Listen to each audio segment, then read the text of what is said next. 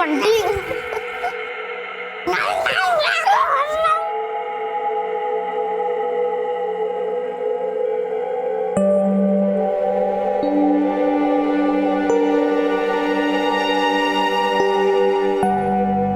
पापा, बंटी ज्यादा आइसक्रीम खा गया, मुझे और चाहिए। नहीं बेटा, फिर कभी, आज नहीं।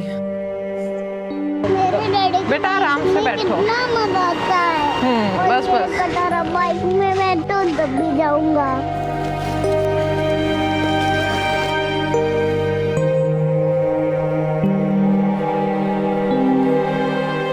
आस्था बहन, आज पूजा का सामान नहीं लोगी? नहीं, आज नहीं।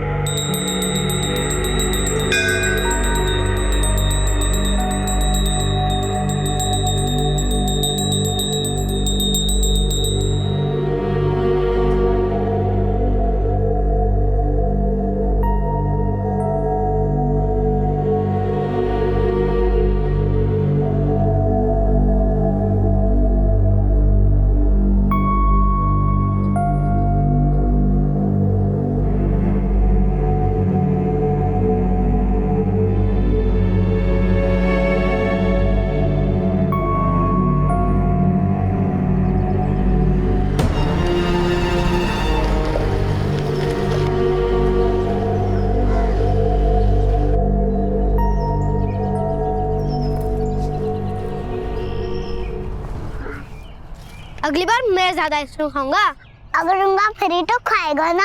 पापा देखो ना, हर बार ऐसा ही करता है, आइसक्रीम खाता है और मुझे ही चिल्लाता है। माँ बाप अपने बच्चों को सांसें देते हैं, लेकिन वो कौन सी वजह थी जिसने उन्हें अपने ही बच्चों की सांसें रोकने पर मजबूर कर दिया। कभी कभी हमें कुछ ऐसे मर्ज मिल जाते हैं जिन्हें अगर वक्त रहते ठीक नहीं किया जाए तो वो नासूर बन जाते हैं, और ये नासूर इतने गहरे हो जाते हैं कि बाद में उन्हें किसी दवा से भी नहीं भरा जा सकता। दर्द और पीड़ा इतनी ज्यादा होती है कि हमारी हिम्मत घुटने टेक देती है, और इस दर्द के आगे हमें मौत भी छोटी लगने लगती है। तो क्या ऐसा ही कोई मर्ज जितेश पटेल के परिवार को भी मिला था?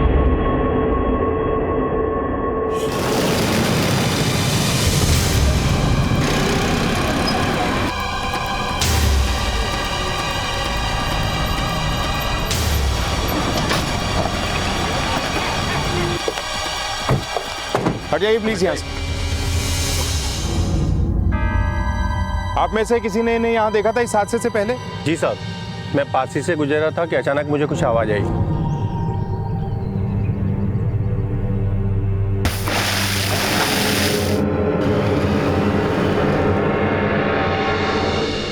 बाइक का नंबर देखा था? हाँ साहब। धीरेन, जब तक पोस्टमार्टम की रिपोर्ट्स आती हैं इस बाइक के सारे डिटेल्स निकलवाओ। हो सकता है ये आदमी इन मौतों का जिम्मेदार है और ये सब होने के बाद कहीं भाग निकला। सर, मारो काले प्रोजेक्ट छे, मारी मदद करजो। आप तो ऊपर से कुछ भी कर सकते हो ना, इतनी सी हेल्प कर दो। इसके बाद मम्मी को भी हेल्प करना है। अच्छा, अपने पापा से शिकायत हो रही है मेरी? अच्छा, कर ले खूब शिकायत कर ले तू। नहीं मम्मी, मैं आपकी कंप्लेन थोड़ी कर रही थी, मैं तो पापा से हेल्प मांग रही थी। ये लो, आ गए आपके कंपनी वाले। इनको बोलो ना नाइट शिफ्ट हटा के दिन की शिफ्ट कर ले। नहीं, अभी नहीं बेटा। वैसे भी थोड़े दिन बाद तू अपने पैरों पे खड़ी ही हो जाएगी। तब तक जैसा चल रहा है चलने दे। चल, हो जाओ चुप, रसोई बनावे ली छे, तुझे मिले जे। हाँ, चलता है। बाय मम्मा। सर, बाइक की डिटेल्स आ चुकी है। एड्रेस वाघोदिया का है।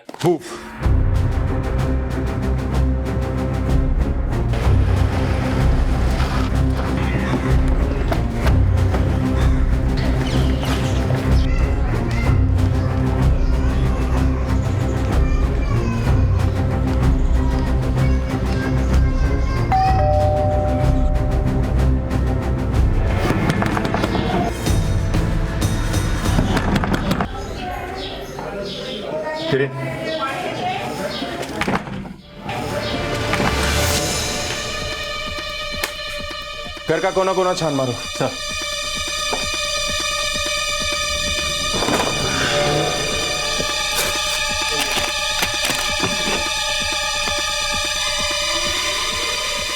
धीरेन, ये देखो, ये लोन एग्रीमेंट भी उसी के नाम है जिसके नाम पे बाइक थी, जितेश पटेल। इस घर में हमें और भी इंपॉर्टेंट डॉक्यूमेंट मिल सकते हैं, अच्छी तरह से तलाशी लो। सर। सर यहाँ आइए।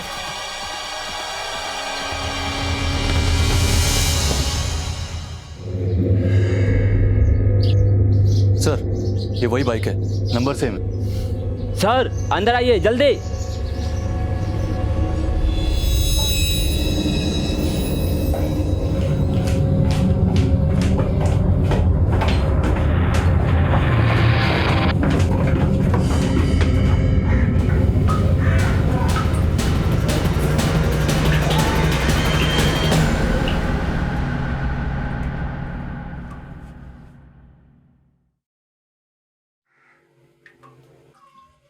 जेबें चेक करो।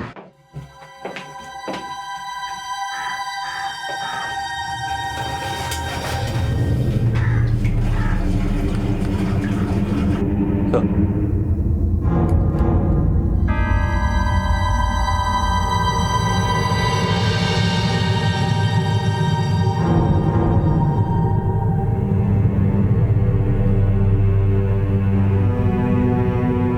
फौरन बॉडी को पोस्टमार्टम के लिए भेज दो। सर ये बात बड़ी अजीब सी है धीरज। पहले इस परिवार के बाकी लोगों की मौत हुई और अब हमें इसकी लाश मिली। जरूर कुछ बड़ा हुआ है, वरना एक ही परिवार के इतने लोगों की मौत नहीं होती। एक काम करो, आसपास के लोगों को ये फोटो दिखाओ और इस परिवार के बारे में और ज्यादा जानने की कोशिश करो। सर और हाँ, वो आदमी जिसने बाइक का नंबर बताया था उसे भी ये फोटो एक बार दिखाओ। क्रॉस वेरीफाई करना जरूरी है। Right sir. સાહેબ આ તો જીતેશભાઈનો ફોટો છે। क्या करता है जितेश? જીતેશભાઈની પાસમાં જ એક સ્ટેશનરી की दुकान है। लास्ट कब देखा था इसे? कल सुबह ही देखा था, जब वो यहाँ से गए थे, उसके बाद नहीं देखा। तुम्हारे पास इस जितेश का नंबर है? हाँ है ना साहब, आपको अपना।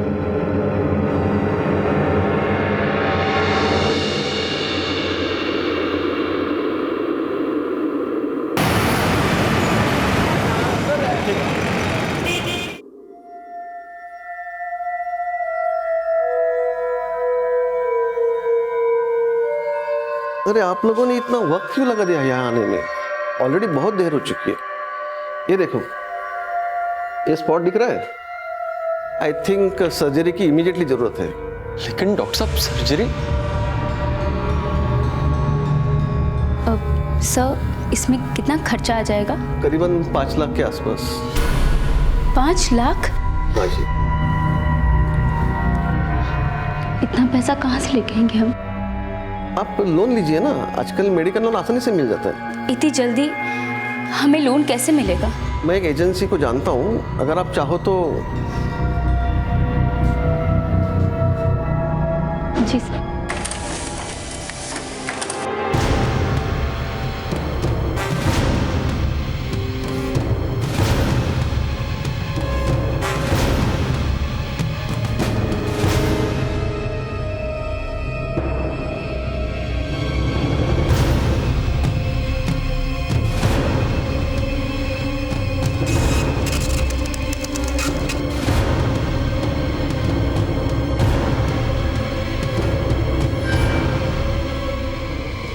सर पोस्टमार्टम की रिपोर्ट आ गई है। मौत जहर खाने से हुई है। सर इस आदमी का मैंने बैकग्राउंड चेक किया है। पिछले कुछ दिनों से जितेश की दुकान काफी नुकसान में चल रही थी। सर ये उसके बैंक स्टेटमेंट्स और ट्रांजैक्शन डिटेल्स हैं। सर इस स्टेटमेंट में किसी गुंजल फाइनेंस सर्विसेज की भी एंट्री है। हो सकता है सर जितेश ने इस फर्म से कुछ लोन लिया हो। पर सर जो डॉक्यूमेंट हमें उसके घर से मिला था उससे ये पता चलता है कि इस लोन के बदले उसने कुछ ज्वेलरी इनके पास डिपॉजिट रखी थी। ये आदमी कर्जे में था, लॉस में था।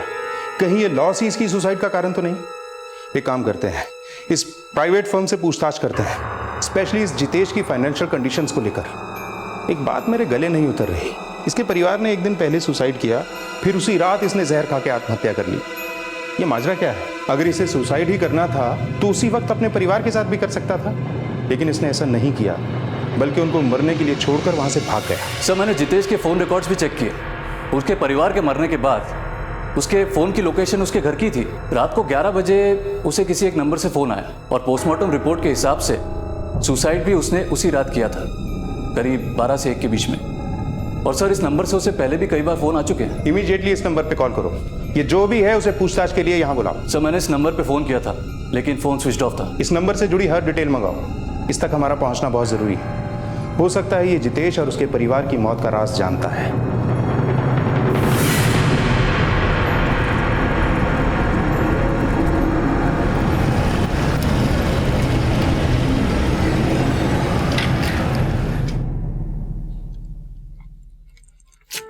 अरे सिर्फ 1 सेंटीमीटर का फासला रहेगा। लोग तो कहते हैं कि इस हेलमेट से लाइफ की सेफ्टी बनी रहती है। अरे कहीं यही हेलमेट मेरे हार्ट अटैक का कारण ना बन जाए। और रैली, जब मेरा कॉलेज खत्म हो जाएगा तब क्या करोगे? करना क्या है, तुम्हें कहीं और ड्रॉप कर दिया करूँगा।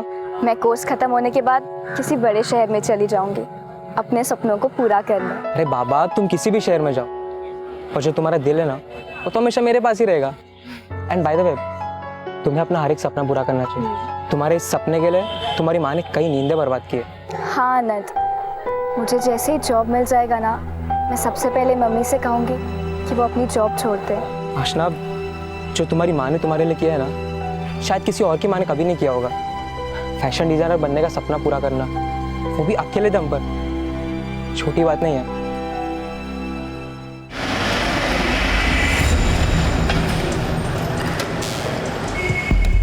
क्या जितेश नहीं रहा? साहब बहुत सारो मानस હતો।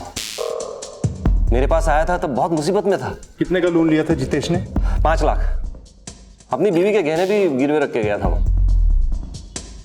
लेकिन उसके बैंक अकाउंट में तो सिर्फ 3 लाख की एंट्री है। बहुत मुसीबत में था साहब। 2 लाख कैश दिए थे मैंने। कुछ बताया था आपको क्यों चाहिए थे उसे पैसे? कोई खास जरूरत? मुझे तो बोला कि नरपत भाई धंधा चौपट हो गया है। बहुत नुकसान ही में था शायद, बहुत कर्ज भी था साहब। बच्चों की पढ़ाई तक के पैसे नहीं थे उसके पास। ओके सर, उस नंबर की डिटेल्स आ चुकी हैं।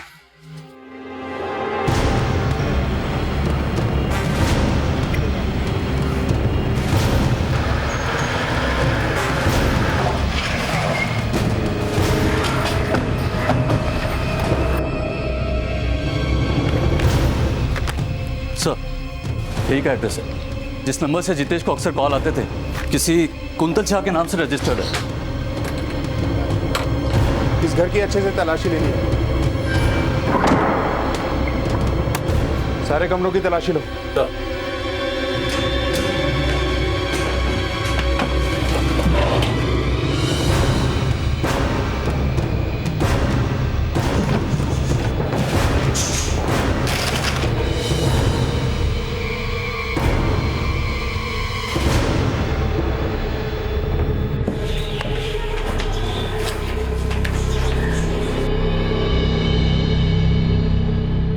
इतने सारे लोन्स के डॉक्यूमेंट्स, इसमें तो इस कुंतल शाह के भी डॉक्यूमेंट हैं। सारे लोगों की डिटेल इकट्ठा करो, सबके साथ क्रॉस चेक करते हैं। सर,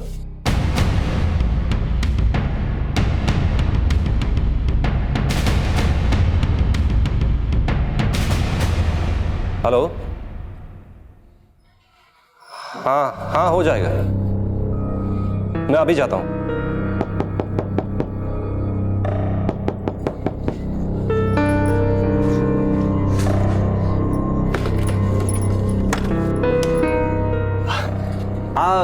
छाया भायाणीનું ઘર છે? હા, હું છું છાયા। બોલો, શું કામ છે? मुझे डॉक्टर वासवाणी ने आपके बारे में बताया था। आइए, अंदर आइए।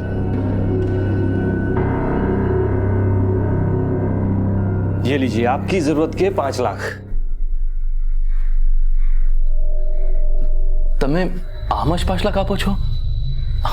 आप तो हमें जानते भी नहीं है। हम आपको नहीं जानते पर आपकी ज़रूरतों को, आपकी मजबूरियों को तो जानते हैं ना। देखिए, हमने ये फर्म इसीलिए खोला है कि ज़रूरतमंदों की जल्द से जल्द हर मदद कर सके। हम आप पे कोई एहसान नहीं कर रहे हैं। देखिए, जैसे बैंक आपको लोन देती है और उस रकम पर आपसे इंटरेस्ट वसूलती है, वैसे ही हम भी आपसे इंटरेस्ट लेंगे। फ़र्क सिर्फ इतना है कि बैंक में लोन पास करवाने में काफ़ी वक्त निकल जाता है और हमारी सर्विस काफ़ी फास्ट है, इसीलिए हमारा इंटरेस्ट 30% है।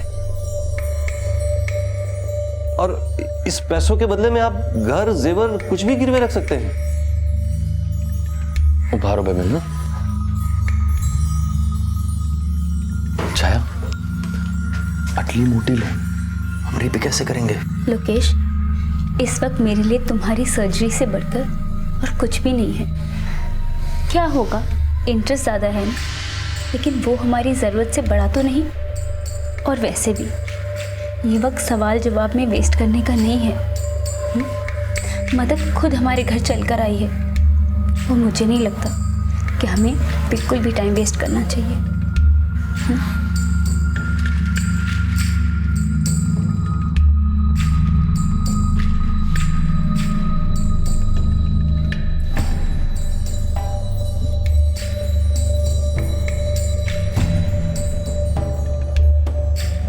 बहुत बहुत शुक्रिया।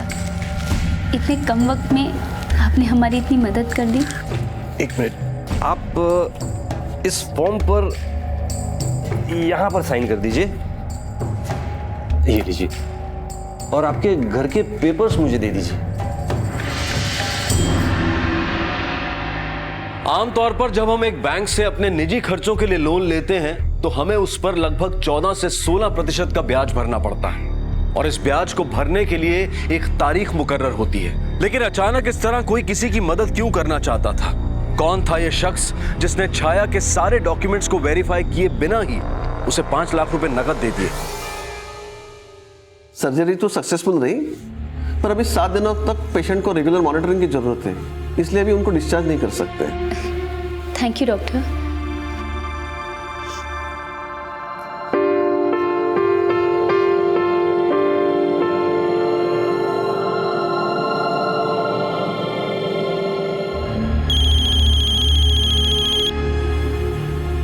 हेलो। हाँ मैडम, देखिए आपके पेपर में बहुत गड़बड़ है। आप एक काम कीजिए, फौरन ऑफिस आ जाइए। अरे नरपत जी सुनिए तो सही। हेलो।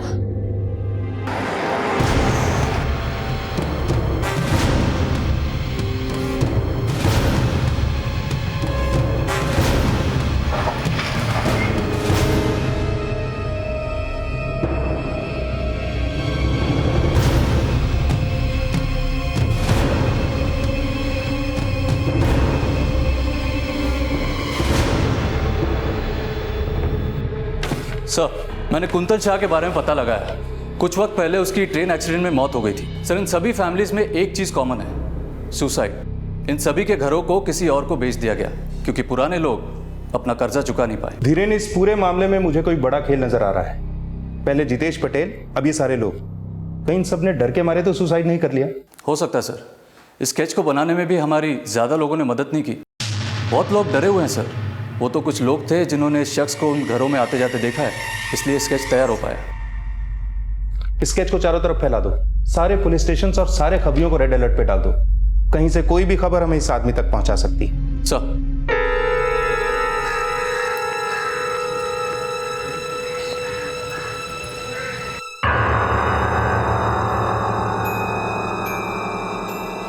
भाई અહીંયા नरपत भाई छे? आइए बैठिए। उन्होंने मुझे फ़ोन किया था, कह रहे थे कि कागज़ में कुछ गड़बड़ है। देखिए मैडम, कागजवाग का मुझे जमता नहीं है, वो सब नरपत भाई देखते हैं। मैं तो यहाँ बस रिकवरी का काम करता हूँ। उन्होंने मुझे बोला कि मैं आपसे 5 लाख रुपए ले लूँ। क्या? पर अभी मैं वो पैसे नहीं लौटा सकती। मैंने तो सारे पैसे अपने पति के इलाज में खर्च कर दिए। कोई बात नहीं, पर आप इंटरेस्ट तो पे कर सकती है ना? हाँ हाँ, वो मैं पे कर दूंगी हर महीने। हर महीने नहीं मैडम, अभी। अभी? अब अचानक से मुझसे ऐसे इंटरेस्ट कैसे मांग सकते हैं? और इंटरेस्ट की इतनी बड़ी रकम इतने कम टाइम में मैं कैसे इंतजाम करूंगी? तो फिर मुझे आपका घर नीलाम करना पड़ेगा। नहीं नहीं, प्लीज आप ऐसा कुछ मत कीजिए। और वैसे भी उस एग्रीमेंट में ये क्या लिखा था कि आप अचानक से कभी भी इंटरेस्ट मांग सकते हैं? आपके डॉक्यूमेंट भी कहाँ ठीक थे मैडम। रिकवरी करना ही मेरा काम है मैडम, और रिकवरी तो मैं करके रहूंगा। ऐसे नहीं तो वैसे। अरे अब क्या कर रहे हैं? इंटरेस्ट तो मेरा तुझ में है। तू मेरा ये इंटरेस्ट पूरा कर दे और मैं तेरा वो इंटरेस्ट संभाल लूंगा।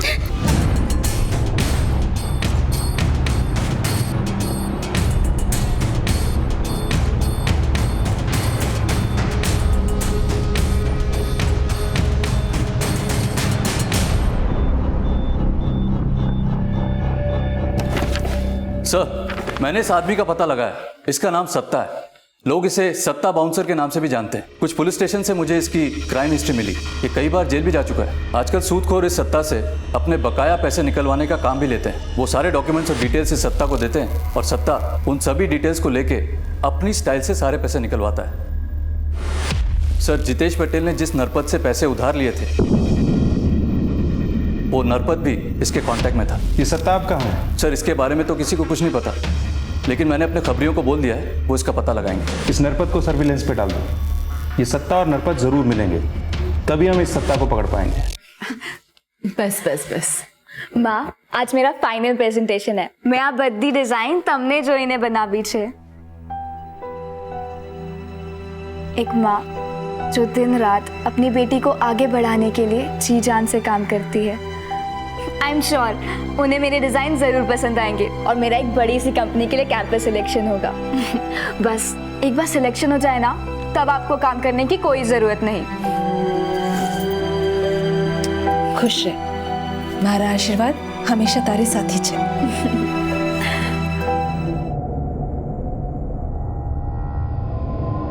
मैं चुप नहीं बैठूंगी, मैं पुलिस को सब कुछ बता दूंगी। पुलिस को बताएगी? ये देख,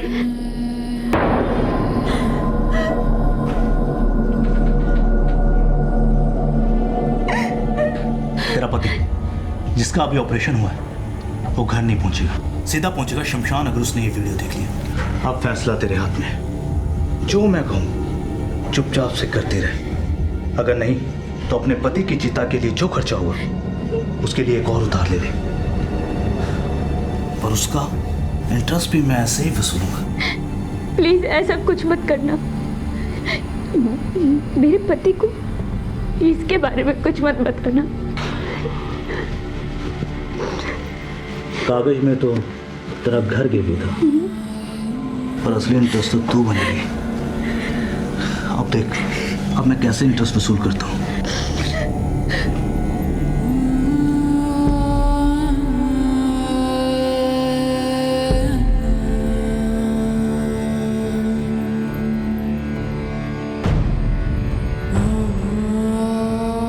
तेरा पति जिसका अभी ऑपरेशन हुआ है वो घर नहीं पहुंचेगा, सीधा पहुंचेगा शमशान अगर उसने ये वीडियो देख लिया।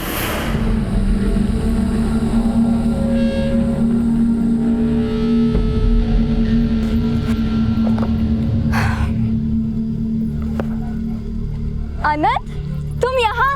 अरे आशना, कब से वेट कर रहा हूँ यार। बाय द वे, हुआ क्या? उन लोगों को मेरे डिजाइन बहुत पसंद आए। मेरा सिलेक्शन दिल्ली की सबसे रेप्यूटेड कंपनी में हुआ है। अरे वाह, कांग्रेचुलेशन। इस बात तो पार्टी होनी ही चाहिए। आज रात को हम ऐसी पार्टी करेंगे कि हम कभी नहीं भूल पाएंगे।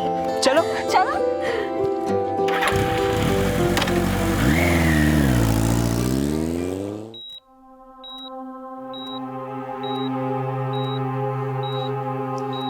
હવે કેવું લાગે છે? एकदम सारू। शायद तुमने जो किया बिल्कुल ठीक किया। पैसा लेना एकदम सही डिसीजन था। मुझे बिल्कुल दर्द नहीं हो रहा।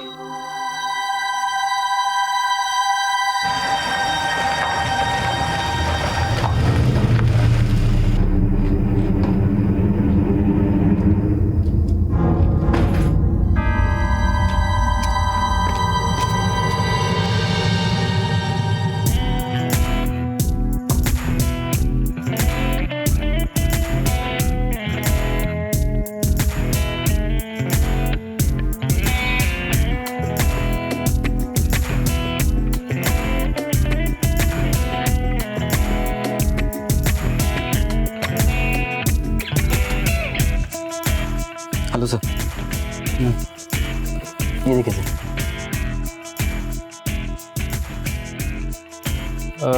ये वाली सर ये अवेलेबल नहीं है, पर हमारे पास और ऑप्शन है, आप और देख सकते हैं। देखो सर,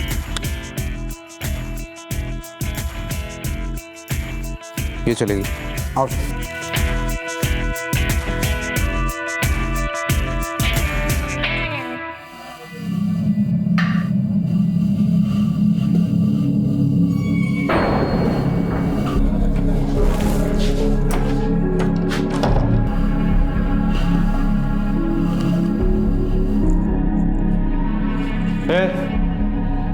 किसी ने कुछ सिखाया भी नहीं क्या तेरे को? को मूड खराब करी दी तू। सॉरी, आइए ना, बैठिए।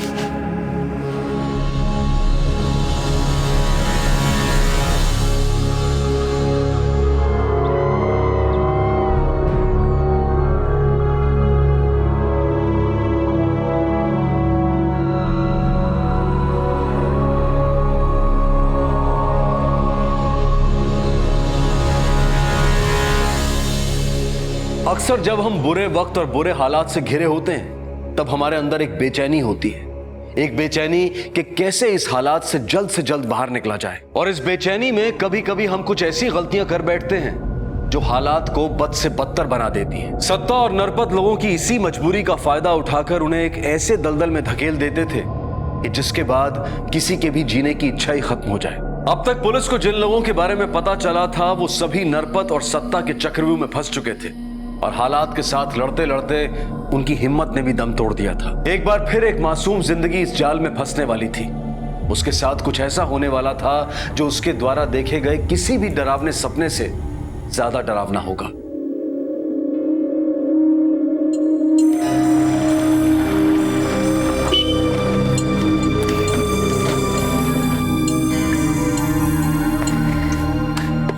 ये रेस्टोरेंट मेरे पापा ने बनवाया था।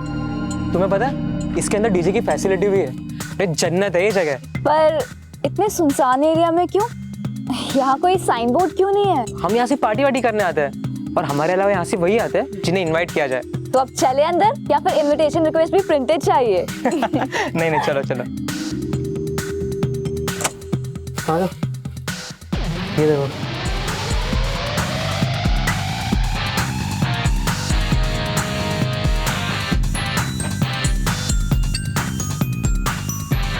आनंद, ये सब लोग कौन है? मैंने तुम्हें कहा था ना ये लोग इनविटेशन पे आते रहते हैं। पापा ने इनवाइट किया होगा, पार्टी करने आए होंगे। चलो हम अंदर चलते हैं।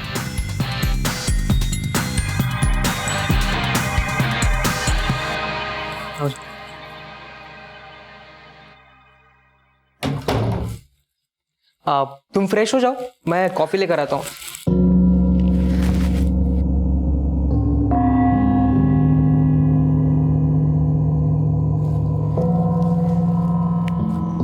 आनंद,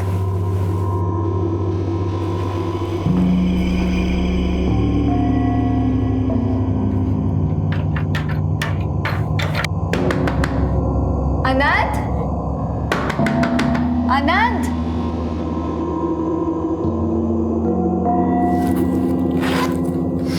फोन कहाँ गया?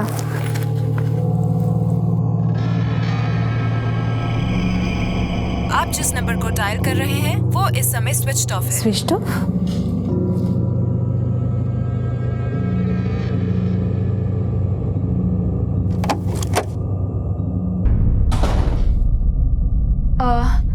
मैं यहाँ आनंद के साथ आई थी, जिसके पापा का ये फार्म हाउस है। उसके बाप का नहीं, हम सबके बाप का। एक्चुअली बाप का नहीं, हम सबके बाप का घर है। क्या मतलब? मतलब ये कि तुम्हारा बॉयफ्रेंड तुम्हें नहीं दिखाई देगा क्योंकि वो तुम्हें यहाँ जानबूझकर लेकर आया। क्या बकवास है ये? कौन हो तुम और आनंद कहाँ है? मैं कौन हूँ, क्या हूँ, कैसा हूँ ये तुम डिटेल में जान जाओगी। तुम तो क्या, यहाँ की कई लड़कियां मुझे जानती हैं और औरतें भी। क्या बकवास है ये? विश्वास था।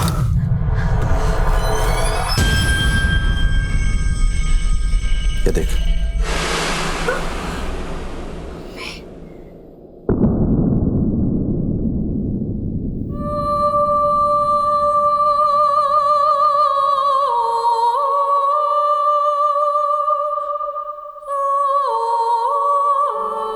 तुझ पे तो मेरी नजर कई सालों से थी, पर अफसोस शिकार तेरी माँ का हुआ।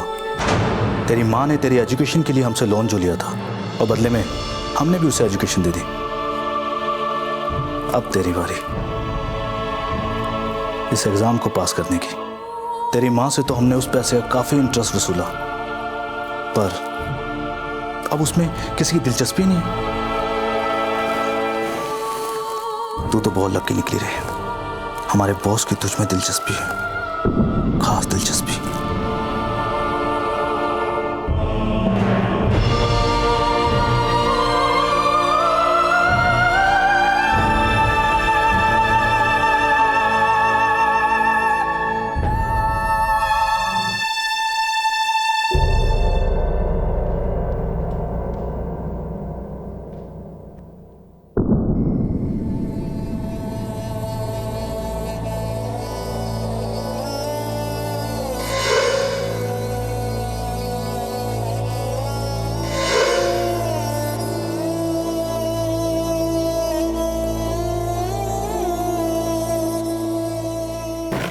सर एक और सुसाइड की खबर आई है।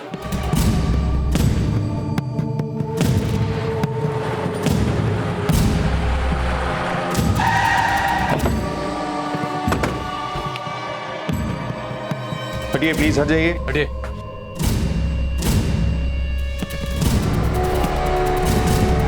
जरूरत में ली गई मदद की किश्त एक बार फिर सांसों से चुकाई गई। जो पैसे किसी की जिंदगी बचाने की खातिर लिए गए थे, वही पैसे किसी की मौत का कारण बन गए। अब इस सब के बीच आशना भी फंस चुकी थी। एक बच्ची जिसने कई सपने देखे थे, उसने कभी सपने में भी नहीं सोचा होगा कि उसके सपनों की कीमत उसकी मां किस तरह चुका रही थी। जिस रास्ते पर आशना को धकेल दिया गया था, वो रास्ता जिंदगी के साथ खत्म होता था। तो क्या अब आशना भी वही करेगी जो बाकी के बेकसूर लोगों ने किया?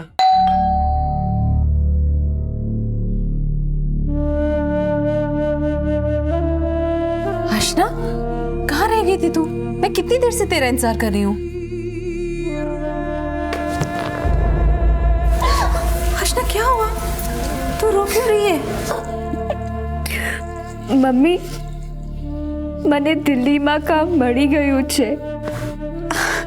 ये तो खुशी की बात है। फिर तू क्यों रो रही है? मेरा बच्चा, कंग्रेचुलेशन बच्चा।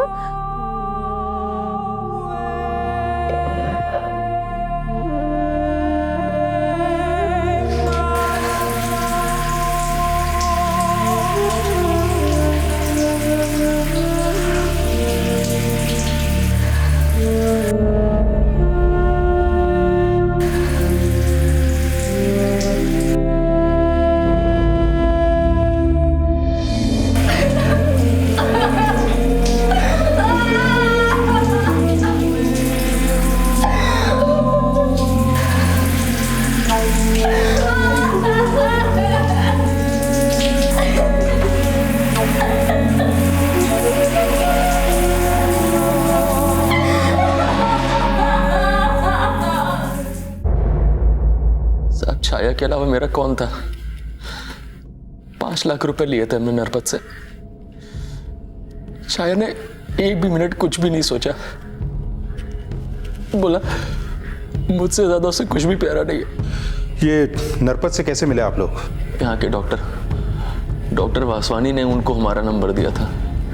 फिर नरपत खुद घर पर आए और पैसे दिए। उसके बदले में उन्होंने हमारा घर गिरवी रखा था। क्या वासवानी लोगों को बड़ा उधार दिलाता है, वो भी ऑन द स्पॉट? हमारे साथ चल, बिना उधार लिए हम अच्छा इंटरेस्ट देते हैं। सर मैंने क्या किया? तूने क्या किया है क्या नहीं किया है ये हम अच्छी तरह से जानते हैं। इज्जत से बता दे कि नरपत से तेरा कनेक्शन कैसे हुआ? नरपत मुझे 2% कमीशन देता था और मैंने जितने भी लोगों को उसके पास भेजा उसने सबका काम कर दिया और मुझे कमीशन भी टाइम पे भी मिला। सर तूने जितने लोगों को भी नरपत के पास भेजा ना, उनका काम नहीं हुआ बल्कि काम तमाम हो गया है। उल्टा लटका के तुझे इतना मारूंगा ना जितनी तूने इस धंधे से कमाई भी नहीं की होगी। सर मेरी बात सुनो सर। अब इस नरपत को उठाने का टाइम आ गया है। चल। अरे साहब मैंने सुकाम चल। मैं शो करी साहब। अरे चल, कॉल करने का कोई फायदा नहीं है। फिलहाल तो आउट ऑफ नेटवर्क एरिया में जाने वाला है। चल।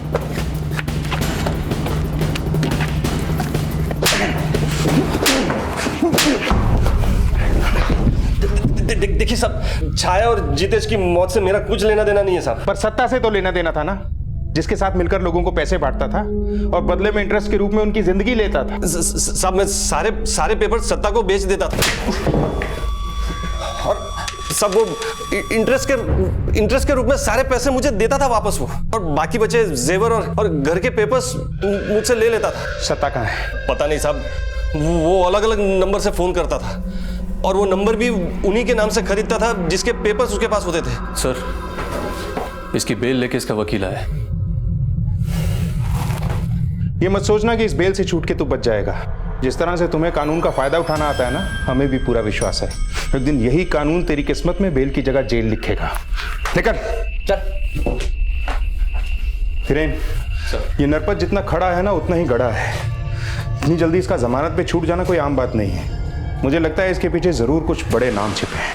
वडोदरा पुलिस के अभी किए गए प्रेस कॉन्फ्रेंस से ये पता चला है कि कुछ लोग उन भोले भाले लोगों को अपने जाल में फंसाकर उनका शोषण कर रहे हैं, जिन्हें पैसे की सख्त जरूरत है।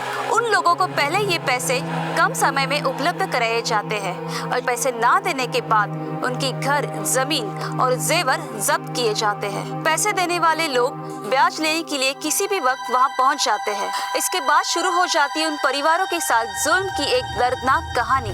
वडोदरा पुलिस ने सब लोगों से अनुरोध किया है कि जिसके साथ भी ये घटना हो रही है वो कृपया सामने आ जाए। उनका नाम गुप्त रखा जाएगा और उन्हें पूरी तरह सुरक्षा दी जाएगी। आज ना मैं काम पर जा रही हूँ, खाना टेबल पर रखा है, निकाल कर खा लेना और टाइम से सो जाना बेटा। हाँ मम्मी, હવે તમને કામ કરવાની જરૂરત નથી। अब मैं हूँ ना, मैं सब संभाल लूंगी।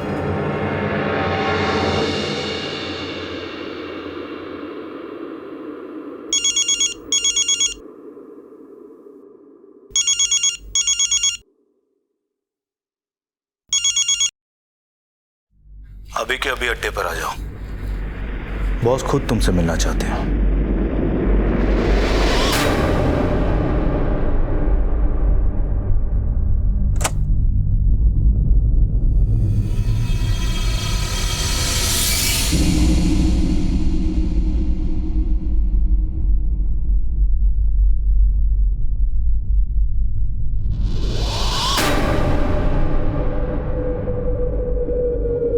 ठीक है, भले।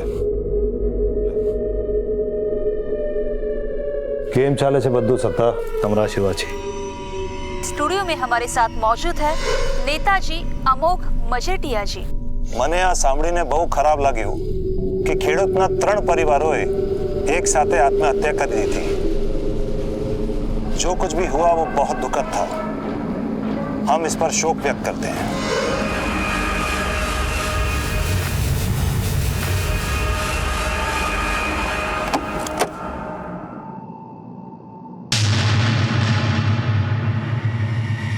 आप अमोघ मजेठिया है ना? अरे वाह, मुझे नहीं पता था कि मेरा इतना क्रेज है आजकल की बच्चियों में। इसीलिए तो मुझे तुम्हारी जैसी पढ़ी लिखी लड़कियां इतनी पसंद है। तुम्हारी पसंद और नापसंद का ख्याल तो लॉकअप में रखा जाएगा अमोघ मजेठिया। ये चलो इसे। इसको लेकर जा रहा है, पता है ना? अब बस मुंह बंद, वरना अच्छा नहीं लगेगा कि भरे बाजार में नंगा करके लड़कियों से जूतियां पड़वाऊंगा। ये चलो इसे। थैंक्स आशा, तुम्हारी वजह से कई लोगों की जिंदगियां बची और कईयों की मौत को इंसाफ मिला। इन सब के बीच में मेरी माँ का नाम तो नहीं आएगा ना? नहीं। गुजरात पुलिस के रातों रात किए गए ऑपरेशन ने सारे लोगों को चौंका के रख दिया है। गुजरात पुलिस ने नेता अमोघ मजेठिया को गिरफ्तार कर लिया है। पुलिस के मुताबिक नेता अमोघ मजेठिया एक ऐसा गिरोह चला रहा था जो लोगों की जरूरतों का फायदा उठाकर उन्हें वेश्यावृत्ति के व्यवसाय में धकेल रहा था। अमोघ मजेठिया को उनकी पार्टी ने बर्खास्त कर दिया है। इन सब में अमोघ मजेठिया का काला पैसा लगा हुआ था। पुलिस ने अमोघ मजेठिया सहित और 6 लोगों पर चार्जशीट फाइल कर दी है। मम्मा,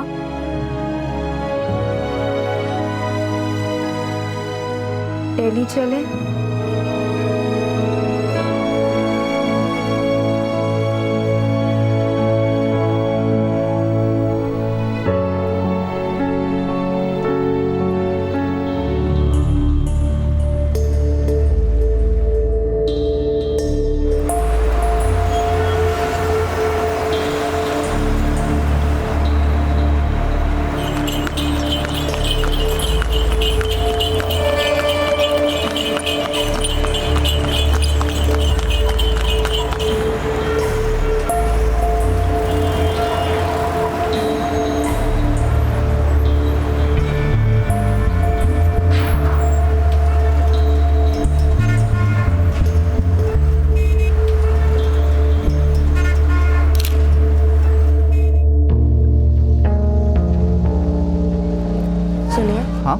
क्या हम कुछ दिनों के लिए अपने घर जा सकते हैं? बस कुछ दिनों के लिए। अभी तो हमारा हनीमून शुरू भी नहीं हुआ, आप जाने की बात कर रहे हैं।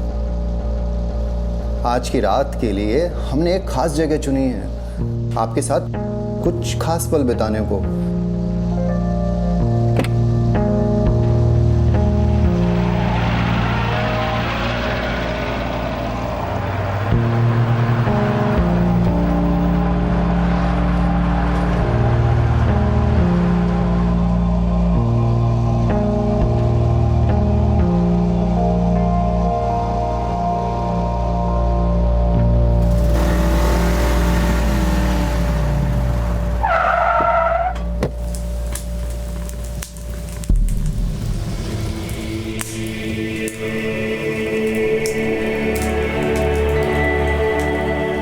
ये देखिए, आपके राजा ने अपनी रानी के लिए कितना सुंदर हवा महल तैयार करवाया है। आइए।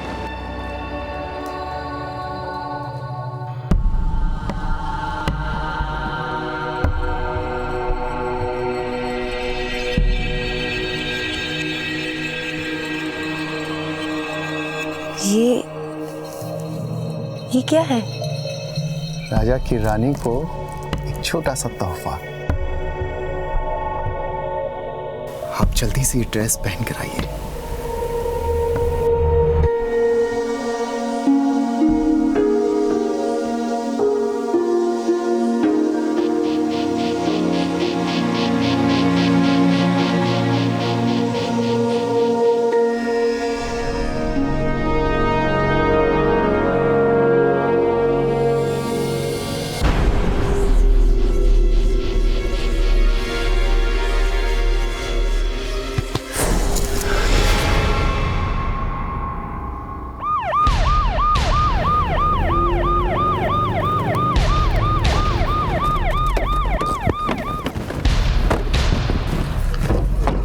साइड सर चलो चलो दूर हटो। ओ तो ये माजरा। आदित्य, एक काम करो, लाश को पोस्टमार्टम के लिए भेजो। इस आदमी के बारे में सारी डिटेल्स चाहिए। इस आदमी का नाम क्या था? सर इन्होंने अपना नाम विपिन बताया था। आज ही रात उन्होंने वाइफ के साथ चेक इन किया था। वाइफ?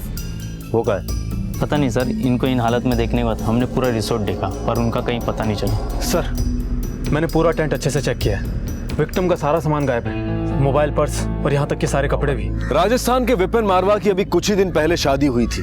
अपने जीवन का एक लंबा पड़ाव अकेले पार कर चुके विपिन मारवा की खुशी का ठिकाना नहीं था। लेकिन इससे पहले कि वो इन खुशियों को यादगार बना पाते, किसी ने उनकी हत्या कर दी और उनकी हत्या के तुरंत बाद उनके साथ जयपुर घूमने आई उनकी पत्नी भी गायब हो गई। क्या विपिन मारवा की मौत और उनकी पत्नी का इस तरह से गायब हो जाना एक सोची समझी चाल थी? क्या इन दोनों घटनाओं के बीच में कोई संबंध था? कौन था वो शख्स जो विपिन मारवा पर नजर रखे हुए था? क्या विपिन मारवा की मौत एक हादसा था या फिर एक साजिश?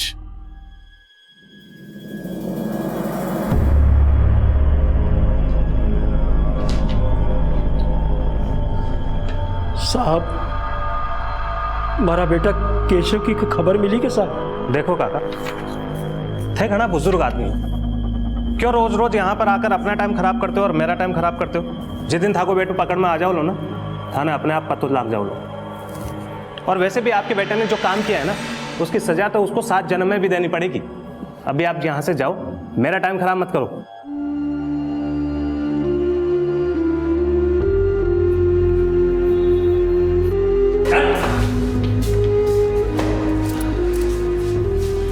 क्या हुआ? केशव का कुछ पता चला? दरोगा जी ढूंढ रहा है।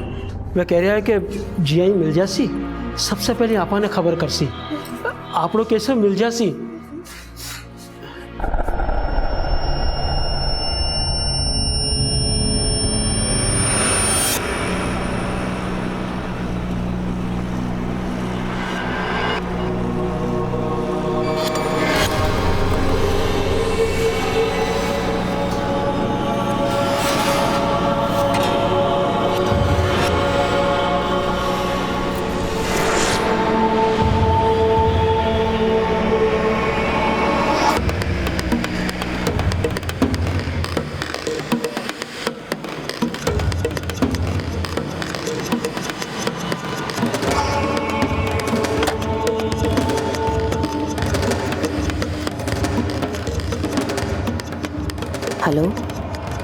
मैं यहाँ पहुँच चुकी हूँ, कहाँ मिलना है? सर, ये रही विपिन की पोस्टमार्टम रिपोर्ट। रिपोर्ट के मुताबिक विपिन की मौत दम घुटने की वजह से हुई है, पर गले पर तो कोई निशानी नहीं मिले हैं सर। शायद किसी ने मुंह पर तकिया रखकर विपिन को मार डाला। आदित्य। हाँ सर। अब तक हमें उसकी बीवी के बारे में कुछ नहीं पता चला। रिजॉर्ट के सीसीटीवी फुटेज का क्या हुआ? सर मैंने चेक किया, पूरे रिसोर्ट में कहीं भी सीसीटीवी नहीं है जिसके जरिए हमें उसकी बीवी के बारे में कुछ पता चलता। रिसोर्ट के अंदर रात में रुके लोगों से और नाइट शिफ्ट के स्टाफ से मैंने पूछताछ की थी, किसी ने उसका चेहरा देखा ही नहीं था सर। रिसोर्ट के रजिस्टर में विपिन ने पता क्या लिखवाया? सर अजमेर।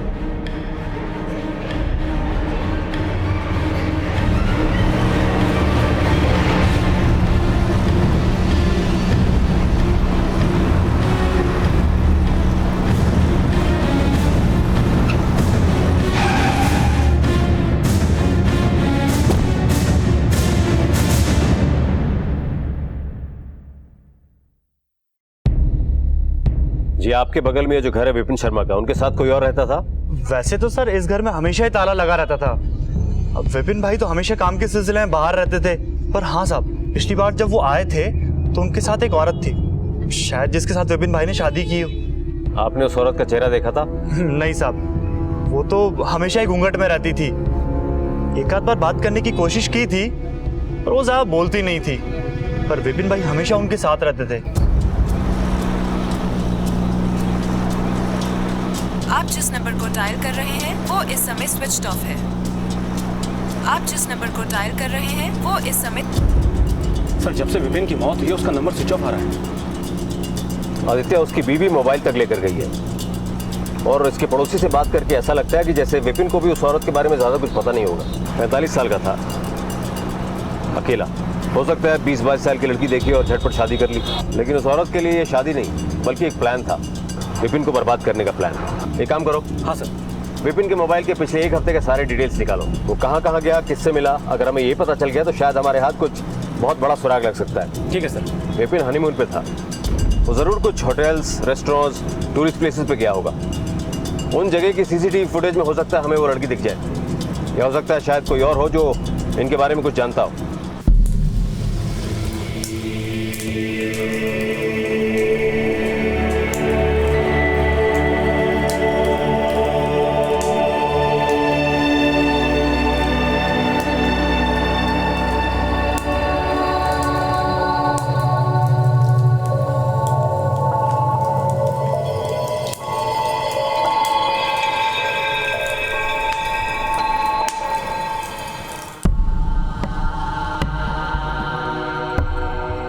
जब पहली बार तुम्हें देखा था ना, तभी तय कर लिया था कि शादी करूंगा तो सिर्फ तुमसे ही।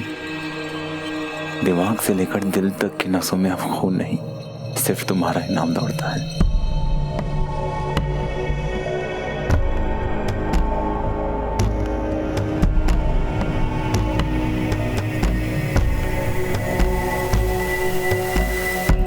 हाँ ठीक है, ओके थैंक्स। सर विपिन का मोबाइल जयपुर में एक्टिव था, लोकेशन हवा महल, अल्बर्ट हॉल जैसे एरियाज थे। फिर उसके बाद वो रिसोर्ट गया। हवा महल के लोकल पुलिस वालों ने हमें बताया है कि हवा महल के पास में एक शॉप है जिसके सीसीटीवी फुटेज में उन्हें कुछ ऐसी फुटेज मिली है जिसमें विपिन के साथ जो लड़की थी वो साफ दिख रही है। फौरन उस सीसीटीवी फुटेज को मंगवाओ। ठीक है सर।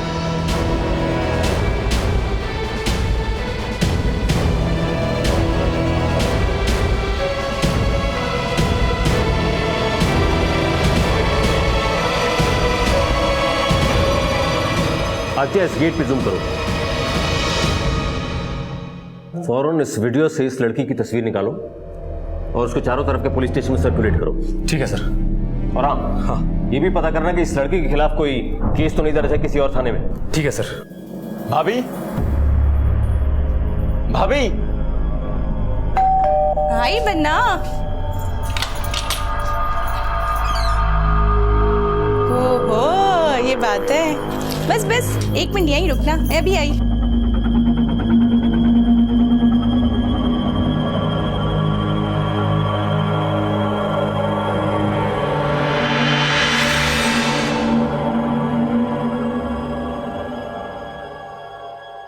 अपना दाहिना पैर आगे बढ़ा के इस कलश को गिराओ और घर में गृह प्रवेश करो।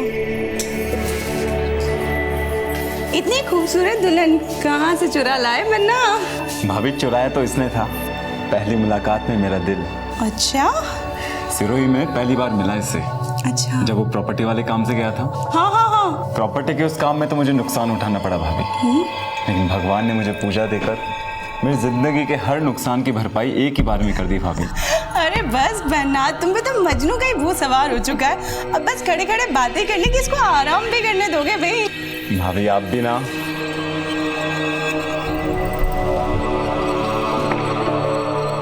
सर, राजवाड़ा पुलिस थाने से खबर आई है कि उस लड़की का नाम काजल है, जिसने कई लोगों को लूटा है और बचा हुआ सामान बटोर कर फरार हो गई है। और सर सबसे इम्पोर्टेंट बात तो ये है कि इसने अपने पहले पति की भी हत्या की है।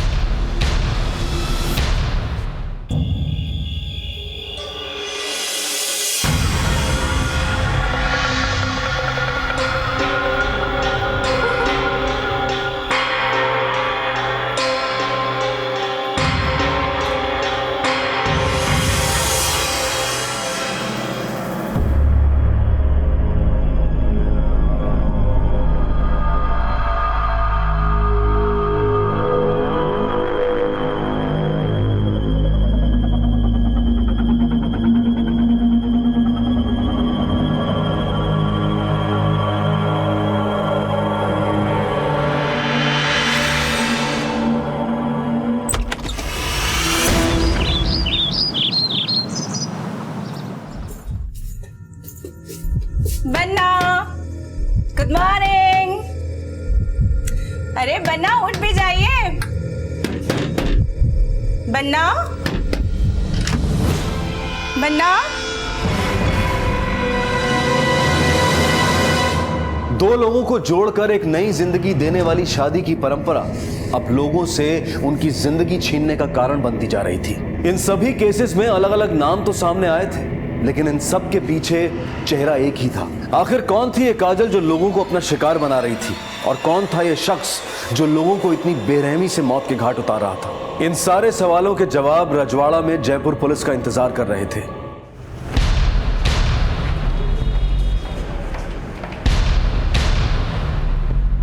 सर, इस काजल की तलाश तो हमें काफी समय से थी। काजल की शादी यहीं राजवाड़ा में प्रताप सिंह के साथ हुई थी, पर प्रताप और काजल का रिश्ता कुछ ठीक नहीं था। प्रताप उसके साथ में शारीरिक संबंध बनाना चाहता था, पर काजल को उसमें जरा भी दिलचस्पी नहीं थी। एक दिन काजल अपने घर से बाहर निकलती है, पर प्रताप को उस पर शक था, जिसकी वजह से वो काजल का पीछा करना शुरू करता है। और पीछा करते करते वो पास ही के जंगल में जा पहुंचता है। वहां जाकर देखता है कि काजल अपने प्रेमी केशव के साथ में कुछ आपत्तिजनक हालात में मिलती है। वो गुस्से में आकर काजल को उल जलूल कहने लगता है, और यहाँ तक कि काजल के साथ में मारपीट भी करता है। कि तभी केशव एक बड़े से पत्थर के साथ में उसके ऊपर वार करता है और उसका मुंह पूरा कुचल डालता है। और यही नहीं सर, इसके बाद केशव पेट्रोल छिड़क कर उसकी लाश को आग लगा देता है। उसी दिन से ये दोनों फरार हैं। अब काजल अपने हुस्न के जाल में लोगों को फंसाती है, उन्हें विश्वास दिलाती है और बाद में उनसे शादी कर लेती है, और केशव की मदद से उनकी हत्या कर उनका सारा सामान लूट कर भाग जाती है। हेलो, क्या?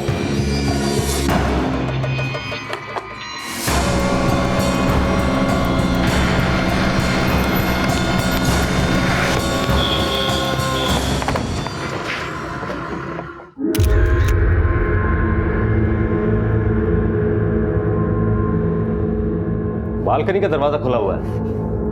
इसका तांडव तो बढ़ता ही जा रहा है। आदित्य। Yes sir. उस लड़की की फोटो है तुम्हारे पास? हाँ। दिखाओ।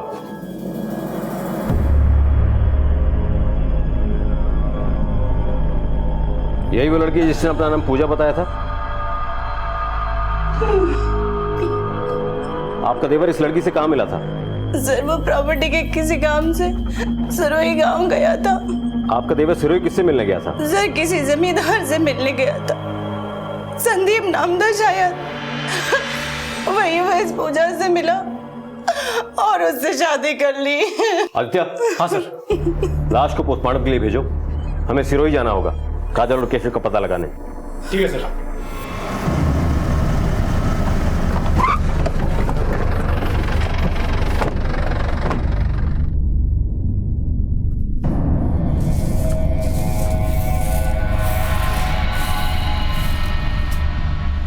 केशव आपका बेटा है? जी साहब। कहीं कोई खबर मिली? तुम आए ना, जा पानी ले रहा, मैं बात करूँ यहाँ से। पर इन्होंने केशव के बारे में पूछा है, कुछ पता चला केशव को? देखिए माँ जी, हमें भी आपके बेटे की तलाश है। उसने कई लोगों का खून किया अपने साथी काजल के साथ मिलकर। देखो साहब, मारो बेटो केशव और काजल एक दूसरे से प्रेम करे साहब। मैं कोई मंदिर में जाकर शादी कर ली साहब, क्योंकि काजल का घरवाला है ना साहब, मैं भी की शादी केशव से करवा में आनाकानी कर रहा साहब। उसने कभी आपसे मिलने की कोशिश की या कभी फोन किया? अगर फोन करते या मिलते तो मैं थाना का इतना चक्कर थोड़ी काटता साहब। माना तो इतना ही पता है कि कड़े दूर शहर में चला गया साहब, अपनी नई जिंदगी की शुरुआत करवाना। फिर साहब एक दिन मैं देखो कि वो प्रताप के साथ शादी कर रही है साहब। प्रताप एक नंबर को सूदखोर है साहब, और भी को बाप मंगत साहब, वो भी एक नंबर को सूदखोर है। घना पीसा भरो पूरा परिवार है पीसा है साहब। हाँ ये तो मैंने पता है साहब कि प्रताप से भी कोई नातो ही हो साहब। नाता? नाता राजस्थान की एक ऐसी प्रथा जो कुछ समुदाय के लोगों के भले के लिए बनाई गई थी, जिसमें कम उम्र में विधवा बनी औरतों की दोबारा शादी हो सकती थी, किसी गलत रिश्ते में फंसे परिवार को बचाया जा सकता था। लेकिन धीरे धीरे समय के साथ ये प्रथा तो बदली ही, इससे जुड़े लोग भी बदलते गए। आज भी ऐसे कई गांव हैं जहां बेधड़क इस प्रथा के नाम पर औरतों की खरीद फरोख्त की जाती है। हमारे देश में ऐसे कई राज्य हैं, कई समुदाय हैं जिनकी अपनी अलग अलग मान्यताएं हैं, प्रथाएं हैं, और इनकी शुरुआत इंसानियत की भलाई के लिए ही की गई थी। लेकिन कुछ लोग ऐसे होते हैं जो हर अच्छे काम में गलत मकसद ढूंढ ही लेते हैं, और ऐसा ही कुछ देखने को मिला इस केस में। सिरोही गांव के माने सब लड़का का घरवाला है ना सब, वह पीसा देर अपनी मनपसंद की लड़की से शादी कर सके साहब। फिर वह जी भी उम्र की लड़कियों ने सब 20 में शादी कर ले साहब। अయ్యా प्रताप और काजल को भी नातो हो साहब। साहब एक दिन एक आदमी मार कर आयो, केशव ने प्रताप को खून कर दियो। प्रताप को खून कर दियो साहब केशव। अब मारो बेटो खूनी कोनी साहब। साहब माँ का घर के माने तो खाने पीने में भी शुद्ध शाकाहारी है साहब। माँ के घर में तो मच्छर मारो भी पाप है साहब। मारो बेटो कोई को खून को नहीं कर सके साहब। देखिए कई बार जो दिखता है वो होता नहीं है, और जो होता है वो दिखता नहीं है। इसी होने और दिखने के फर्क को पहचानना हमारा काम है, और आपका बेटा जो कर रहा है एक बाप होने के नाते आप सुन नहीं सकते, और कानून की नज़र में सब एक है। जिस दिन आपका बेटा हमारे हाथ आ गया उस दिन कानून का फंदा उसके गले में होगा। साहब मारो बेटो निर्दोष है साहब, मैंने छोड़ दो साहब।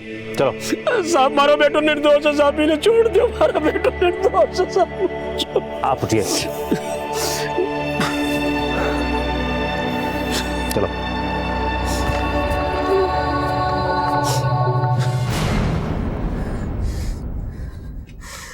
तुमने मेरे बच्चे का हाथ क्यों जलाया? मुझे नहीं करना कोई काम, नहीं करनी कोई शादी। हैसियत और हौसला दोनों काबू में रख, वरना तेरी सांसें बेकाबू कर दूंगा मैं, समझी? मेरी बोली हर बात पत्थर की लकीर हो गए, और इस लकीर को पार करने की कोशिश अगर तूने की तो तेरे लाडले का सर किसी पत्थर से कुचल दूंगा मैं। चल।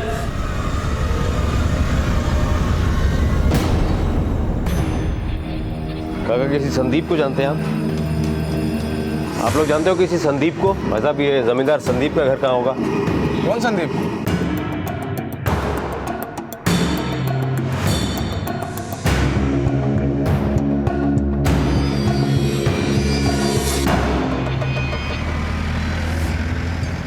अगर हमें काजल के बारे में थोड़ी भी इंफॉर्मेशन मिल जाए तो हमें बहुत कुछ साफ हो सकता है। सर क्यों ना हम काजल के माँ बाप से मिले, शायद ये मुलाकात कई रात से पर्दे उठा दे।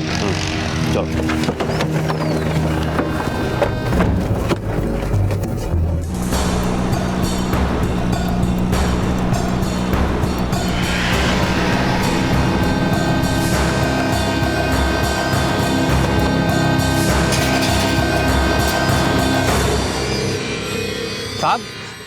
साहब आ बात बिल्कुल साची है कि मैं माँ की बेटी काजल को ना तो प्रताप से करे हो, पर जब से आज तक मैं काजल से मिला तक को नहीं था। तो आप उससे अब तक नहीं मिल पाए, और यहीं आपके गांव का एक शख्स करण उससे मिलता है, यहीं के मंदिर में उससे शादी करता है। आपकी बेटी उसे जान से मार देती है। ये सब कैसे हो गया भंवर जी? आपका गांव तो 5 सड़कों में खत्म हो जाता है, इनमें से कोई भी रास्ता आपको अपनी बेटी तक लेकर नहीं गया? मैं आपने साची कह रहा हूँ, मैं काजल से बिल्कुल नहीं मिला। और जो करण नाम तो मैं आपका मुंडा तो सुन रहा हूँ साहब। मैं साहब आप मैं बता रहा हूँ कि काजल को चेहरो मैं जैसे कोने देखे हो जैसे वो प्रताप ने मारकर और केशव का साथ भाग नहीं गई। चलिए हम आपकी बात पर भरोसा कर लेते हैं, पर ये बताइए कि ये संदीप कौन है? संदीप कौन है साहब? कोई बात नहीं, हम फिर आएंगे अगर जरूरत पड़ी तो। लेकिन आप यही मनाना कि हमें वापस आने की जरूरत ना पड़े। चलो।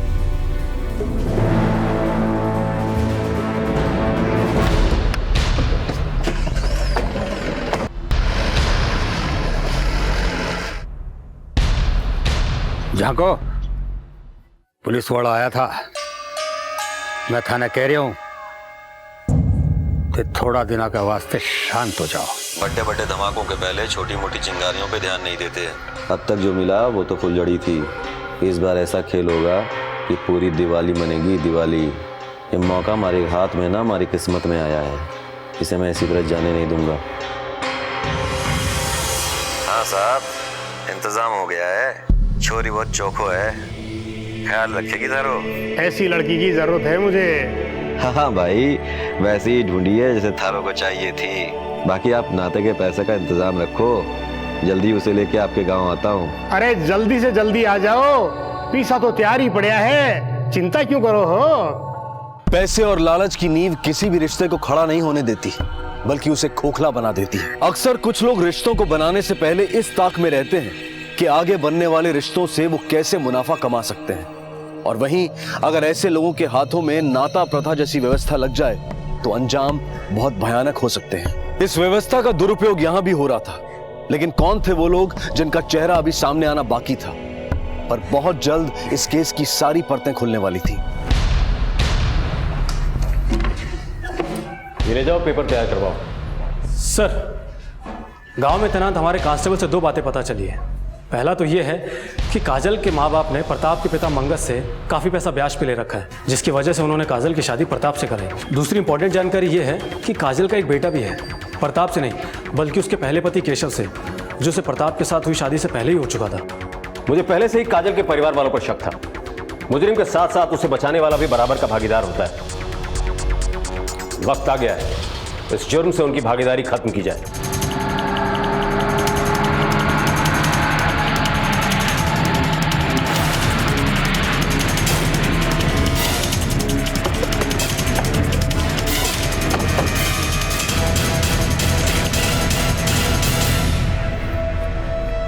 कहाँ हो साहब? आपको हमारे साथ चलना होगा।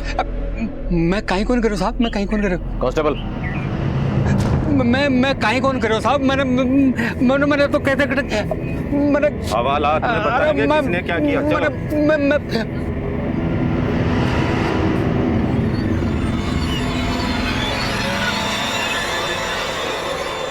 उम्र ज्यादा है आपकी, तजुर्बा भी ज्यादा होगा, इसलिए मैं नहीं चाहता कि आप जरा भी झूठ बोलें और आपको दर्द भी ज्यादा हो। इसलिए जो भी पता है बिल्कुल सच सच बताओ।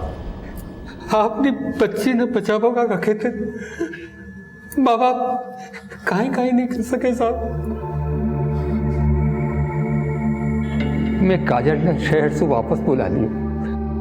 केशव का साथ रहता हो गया 2 साल हो गया था। वो केशव का साथ खुश कौन हुई, मैंने पता लगे केशव से उनके एक बच्चों भी है।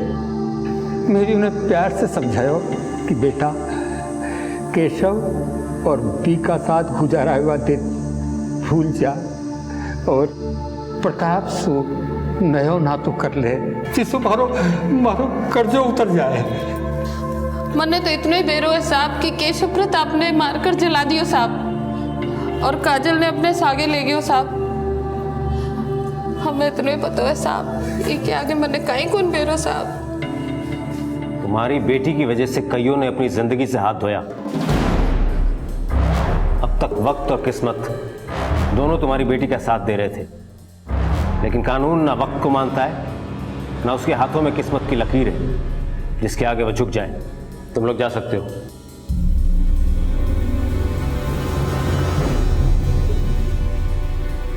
मुझे लगता है कि ये केशव ही है जिसने काजल का सौदा करण के साथ किया है संदीप बनकर, और फिर इसी ने उसे विपिन के पास भी बेचा होगा। मुझे पूरा डाउट है कि हर बार केशव ही काजल को बेचता है और नाते के पैसे ले लेता है और फिर जानबूझकर उन लोगों को मार देता है ताकि काजल उसके पास वापस आ जाए, जिससे वो अगला खेल खेल सके। सर, मैं एक काम करता हूँ, सारे विक्टिम्स की कॉल डिटेल चेक करता हूँ। जैसे इन सबके बीच में काजल एक कॉमन कड़ी है, वैसे ही शायद हमें कोई कड़ी या कोई नंबर मिल जाए जो हमें इनके गिरबान तक पहुंचा दे।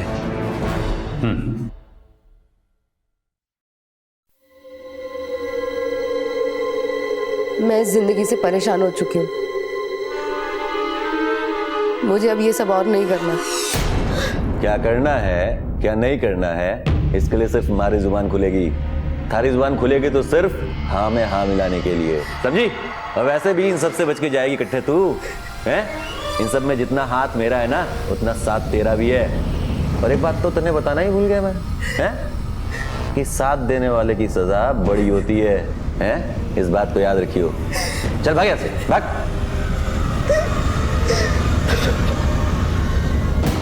अच्छा ठीक है, हाँ मैं बात करता हूँ। ठीक है, अभी रखता हूँ फोन। ठीक सर, हमारा निशाना एकदम सही जगह पर लगा है। सारे विक्टिम के कॉल रिकॉर्ड में एक नंबर कॉमन है और विक्टिम को कॉल शादी के 2-4 दिन पहले ही किए हुए हैं। हालांकि बातों की ड्यूरेशन बहुत ज़्यादा नहीं थी। आदित्य, कई बार बड़ी बड़ी बातें कम शब्दों में ही की जाती। इस वक्त वो मोबाइल कहाँ है? सर अभी नंबर स्विच ऑफ है। इस नंबर का एड्रेस निकलवाओ और इस नंबर और इस फोन के IMEI नंबर को ट्रेस करने की कोशिश करो। ठीक है सर। बेटा, मम्मा जल्दी वापस आ जाएगी, जैसे हर बार आ जाती है। मम्मा, आपने किसी को मारा तो नहीं है ना? टीवी पर दिखा रहे थे। नहीं बेटा, मामा ने किसी को नहीं मारा। मामा जो कुछ कर रही है सब आपके लिए कर रही है। मम्मा, वो लोग आपको पकड़ के तो नहीं ले जाएंगे ना मुझसे दूर? नहीं बेटा, मामा को कुछ नहीं होगा। मामा बस यूं गई और यूं वापस आ जाएंगी, है ना? तब तक आप बैठ करके टीवी देखो।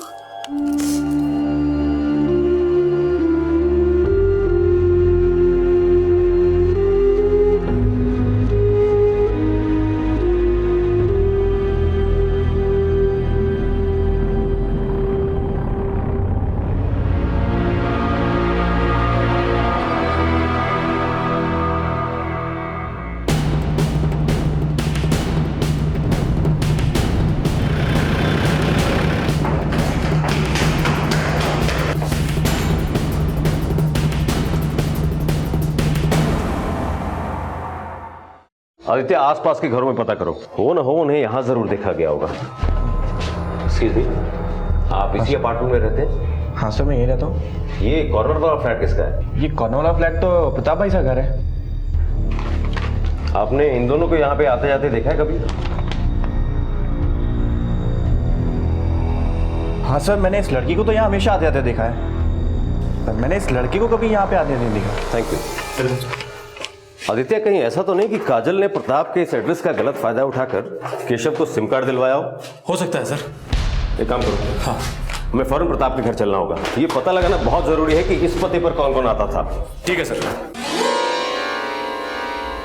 साहब बड़े अच्छे हैं छोरी, लेकिन इनके छोरा छोरी इनको छोड़ के चले गए। अब इस हवेली का और इनका ख्याल थारे को रखना है।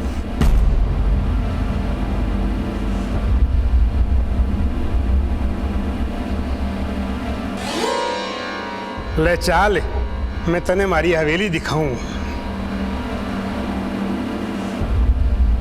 अब तो तू मारी जोरू है, सारी हवेली तने घुमा ले आयो, पर हवेली को खास कमरो है वो जो तने दिखावा ले आयो हूँ। लाजा इके मैंने मारी सारी जिंदगी कमाई है, इको ध्यान तने रखणू है।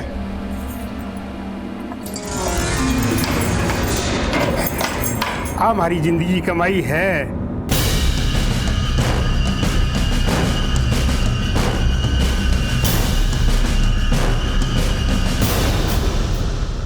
आप चिंता मत कीजिए,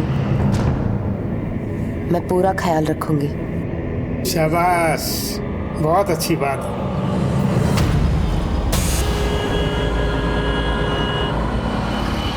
आदित्य, ये दूसरा आदमी कौन होगा काजल के साथ जो? आदित्य, हाँ सर, फौरन उस पड़ोसी को फोन लगाओ। ठीक है सर।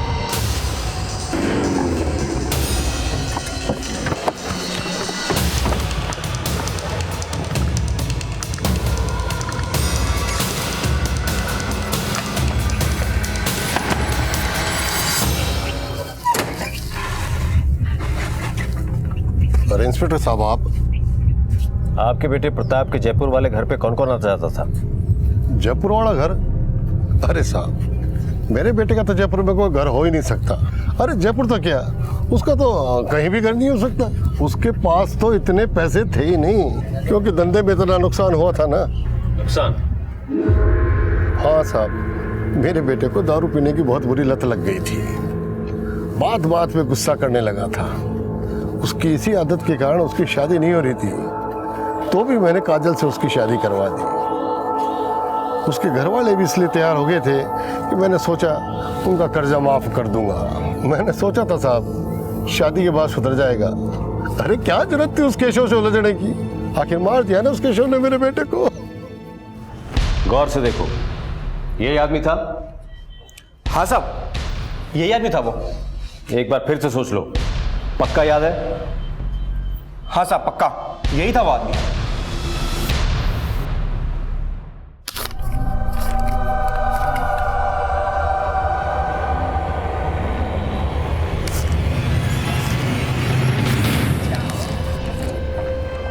वाह जी वाह, यहाँ बैठ के पैसे गिने जा रहे हैं।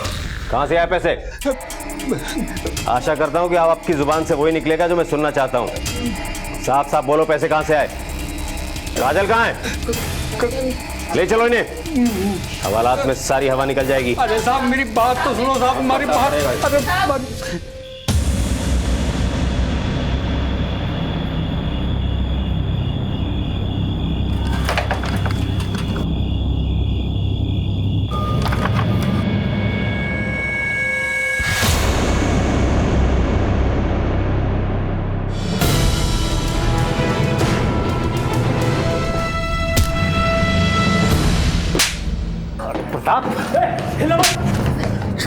तू है या तेरा भूत है ये? सबकी नजरों में तो तू बोल्ड हो चुका है। अब मैं तुझे अपनी बैटिंग दिखाता हूं। ले जाओ इन दोनों को, चल। और आपको शादी का ज्यादा शौक चढ़ रहा है। आपके इस शौक ने आज आपकी जिंदगी ले ली होती अगर हम वक्त पे नहीं पहुंचते। आगे से कोई भी गलती करने से पहले 10 बार नहीं 100 बार सोचिएगा, क्योंकि हर गलती का संबंध 100 से है। 100 नंबर याद है ना?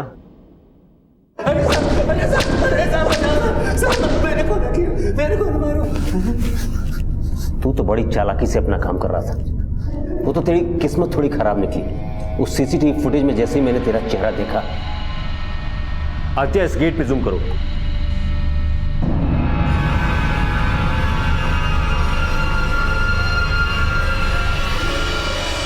उसी समय सारा माजरा समझ गया था, और जब तेरे उस जयपुर वाले पड़ोसी को मैंने तेरी फोटो दिखाई, सारा मामला आईने की तरह साफ हो गया। गौर से देखो, यही आदमी था? हाँ साहब, यही आदमी था वो। देख प्रताप, गुनाह करने वाला कितने भी कदम आगे हो, कानून हमेशा उससे 2 कदम आगे होता है। तूने ये सोच कैसे लिया कि ये सब करके तू बच जाएगा? बोल। साहब, मारे को सूद ब्याज के धंधा में घना नुकसान पहुंचा। पिताजी को ये लगने लगा था कि मैं किसी काम का नहीं हूं। काम करने काज का 2.5 से राज का निकल जा मेरे घर से, निकल बाहर निकल। पर इस काजल की शादी जब मुझसे हुई तो मुझे इसके पहले पति केशव के बारे में और इसके छोरे के बारे में कुछ ना मालूम था। ठगा इन लोगों ने मुझको। मैंने उसी दिन तय कर लिया साहब कि इस काजल को ऐसा सबक सिखाऊंगा कि ये जिंदगी भर भूलना तो छोड़ो साहब, सांस सांस में जिएगी, सांस सांस में जिएगी। साहब, मैंने फिर एक दिन काजल को मैंने केशव से मिलते देख लिया। काजल! अरे मैं मारे को थाली गिर गई। मैंने सोचा था कि मेरी ये झूठी मौत मेरी ज़िंदगी के एक नए दरवाजे खोलेगी। काजल वहाँ थी, लेकिन वो कुछ कर नहीं सकती थी ना साहब, क्योंकि उसका बेटा तो पहले से मेरे पास था। फिर उसकी इसी मजबूरी का फ़ायदा उठा के मैंने उसका नाता और लोगों के साथ कराना शुरू कर दिया। मेरी इस तरकीब में मुझे कुछ ही दिन में लाखों रुपए दिए। ये जयपुर वाला घर भी मैंने उन्हीं कमाए हुए पैसों से खरीदा है साहब। और तेरे उसी कमाए हुए पैसों से खरीदे हुए घर ने तुझे फांसी के तख्ते तक पहुंचा दिया है।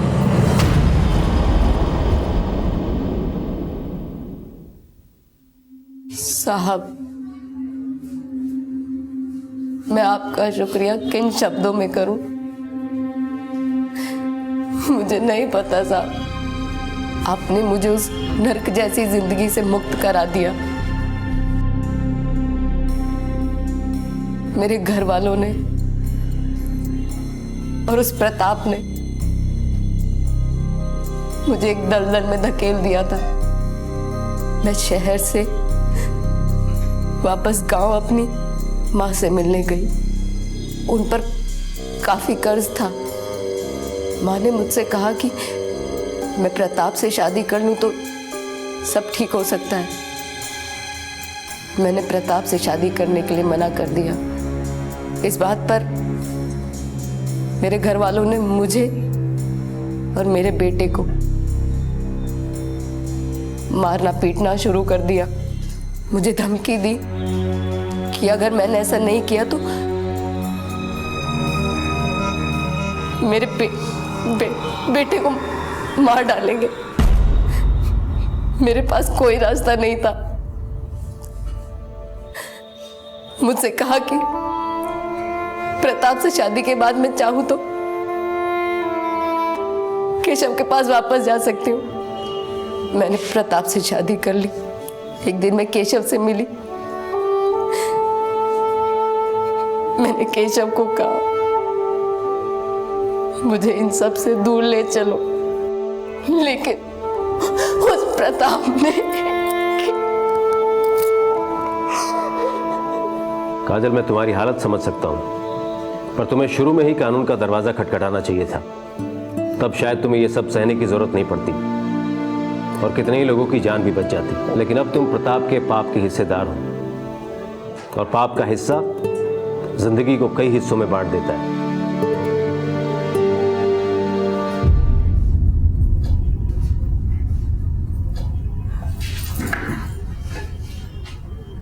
काजल, हम तुम्हारे बच्चे का पूरा ख्याल रखेंगे, उसे अच्छी शिक्षा देंगे, पर ये देखने के लिए तुम नहीं होगी, क्योंकि ये सारी बातें पुलिस को ना बताकर तुमने कहीं ना कहीं प्रताप का साथ दिया है।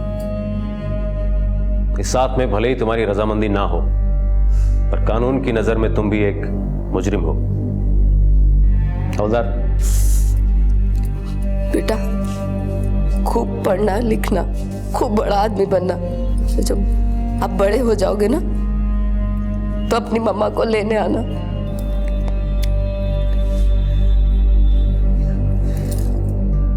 लालच, ईर्ष्या, क्रोध और बदले की भावना, ये कुछ ऐसे भाव हैं जिनकी उपज किसी भी इंसान के दिमाग को बीमार बना सकती है। प्रताप भी इन्हीं भावनाओं से ग्रसित था और अपने मंसूबों को पूरा करने के लिए उसने नाता प्रथा का सहारा लेकर उसका दुरुपयोग किया। हमारा देश आज उन्नति और तरक्की की ओर बढ़ रहा है। हमारा देश अपने आप में आज कई चीजों में सक्षम कहलाता है, और वहीं हमारे यहाँ नाता प्रथा और ऐसी कई और प्रथाओं का प्रचलन भी है। अगर ध्यान न दिया जाए तो रीतियों को कुरीतियों में बदलने में देर नहीं लगती। अब मैं अनूप सोनी आपसे विदा लेता हूं। फिर मुलाकात होगी अगले एपिसोड में एक और चौंका देने वाले केस के साथ। तब तक अपना और अपने परिवार का ख्याल रखें और देखते रहें क्राइम पेट्रोल डायल 100। सबक एक को सीख हम सबको। जय हिंद। क्राइम पेट्रोल के और भी दिलचस्प कहानी देखने के लिए हमारे चैनल को सब्सक्राइब करें और बेल आइकॉन दबाना न भूलें।